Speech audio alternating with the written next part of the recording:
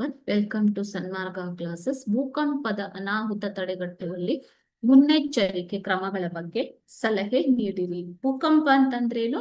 ಭೂಮಿಯ ಭೂಮಿಯ ಒಳಪದರದಲ್ಲಿ ಉಂಟಾಗುವ ಕಂಪನ ಬದಲಾವಣೆಯಿಂದಾಗಿ ಭೂಮಿಯ ಮೇಲೆ ಕಂಪನ ಮತ್ತು ಕಂಪನಗಳ ಸರಮಾಲೆ ಉಂಟಾಗುವಂಥದ್ದೇ ನಡುಕ ಅಥವಾ ನಡುಕಗಳ ಸರಮಾಲೆ ಉಂಟಾಗುವಂಥದ್ದೇ ಭೂಕಂಪ ಅಲ್ವಾ?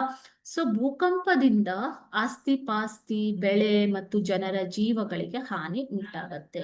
ಸೊ ಇದನ್ನ ತಡೆಗಟ್ಟುವುದು ಯಾವುದು? ಅನಾಹುತಗಳನ್ನ ಕಡಿಮೆ ಮಾಡುವುದು ಅಥವಾ ತಡೆಗಟ್ಟುವುದು ಹೇಗೆ? ಭೂಕಂಪದ ಬಗ್ಗೆ ಮೊದಲೇ ಮುನ್ಸೂಚನೆ ನೀಡುವಂಥದ್ದು. ಈಗ ಸ್ಯಾಟಲೈಟ್ ಇಂದ, ಉಪಗ್ರಹಗಳ ವ್ಯವಸ್ಥೆಯಿಂದ ಭೂಕಂಪ ಉಂಟಾಗುವ ಬಗ್ಗೆ ಮೊದಲೇ ಮಾಹಿತಿ ಇರುತ್ತೆ. ಸೊ ಈ ಮುನ್ಸೂಚನೆಯನ್ನ ನೀಡುವಂಥದ್ದು. ಭೂಕಂಪದ ವಲಯಗಳಿಂದ ವಸತಿ ಪ್ರದೇಶಗಳನ್ನ ದೂರ ಇರಿಸುವಂಥದ್ದು. ಇದರಿಂದಾಗಿ ಜನರ ಜೀವಗಳ ರಕ್ಷಣೆಯನ್ನ ಮಾಡಬಹುದು.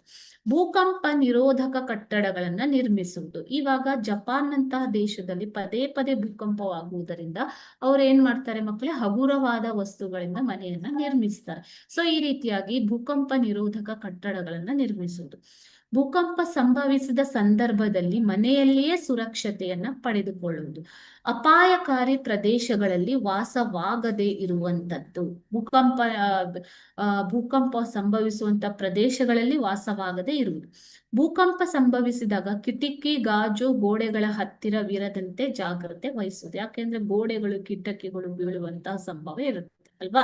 ಸೊ ಆದಷ್ಟು ಬಯಲು ಪ್ರದೇಶಕ್ಕೆ ಬಂದು ನಿಲ್ಲುವಂಥದ್ದು.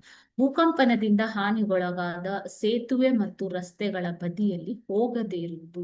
ಯಾಕೆ ಅಂತಂದ್ರೆ ಅದು ಮತ್ತೆ ಕುಸಿದು ಬೀಳುವಂತ ಸಾಧ್ಯತೆ ಇರುತ್ತೆ. ಸೊ ಈ ಎಲ್ಲ ಮುನ್ನೆಚ್ಚರಿಕಾ ಕ್ರಮಗಳನ್ನ ಕೈಗೊಳ್ಳುವುದರಿಂದ ಭೂಕಂಪದ ಅನಾಹುತವನ್ನ ಕಡಿಮೆ ಮಾಡಬಹುದು. Okay, thank you.